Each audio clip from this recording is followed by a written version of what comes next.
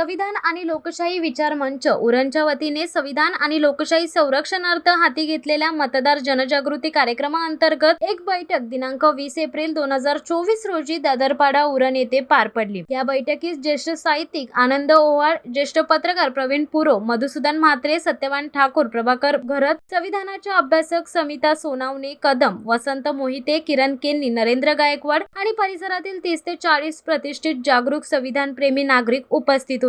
ज्येष्ठ साहित्यिक आनंद ओव्हाळ बोलताना म्हणाले की सध्याची देशातील परिस्थिती पाहता देश सुरक्षित राहायला हवा। देशाची राज्यघटना येथील लोकशाही व्यवस्था टिकली पाहिजे। देशावर हुकुमशाही लादण्याचा भाजपचा प्रयत्न आहे। RSS ला मनुस्मृतीच्या विचारधारेशी निगडीत हिंदू राष्ट्र बनवायचे आहे। अशा परिस्थितीमध्ये लोकशाही संविधान वाचवण्यासाठी प्रत्येकाने मतदार जनजागृती करून भाजपला हरवण्यासाठी प्रयत्न करावे असेही त्यांनी उपस्थितांना आवाहन केले। ज्येष्ठ पत्रकार प्रवीण पुरो यांनी मार्गदर्शन करताना सांगितले की आज कधी नव्हे एवढा प्रसार माध्यमांवर दबाव आहे, हे मी स्वतः अनुभवले आहे। भाजपने स्वतःच्या राजकीय स्वार्थासाठी देशातील संविधानिक संस्था वापरल्या आहेत। विरोधकांना खोट्या केसेस मध्ये अडकवून जेलमध्ये टाकत आहेत। याची अनेक उदाहरणे त्यांनी सांगितली। चंदा दो धंदा लो याप्रमाणे बीजेपी जनतेचा पैसा लाटत आहे। प्रवीण पुरो यांचे भाषण हे अत्यंत स्पष्ट आणि मुद्देसूद झाले। सर्वांनी त्यांचे तोंड भरून कौतुक देखील केले। सत्यवान ठाकूर यांनी आपल्या भाषणात मोदींच्या कारभारावर कडाडून हल्ला चढवला आणि येत्या लोकसभेच्या निवडणुकीत बीजेपीचा पराभव करा असे आवाहन केले। या प्रसंगी संविधानाच्या अभ्यासक सविता सोनवणे कदम, मधुसूदन म्हात्रे, श्री प्रभाकर घरत, वसंत मोहिते यांनी सुद्धा उपस्थितांना मार्गदर्शन केले।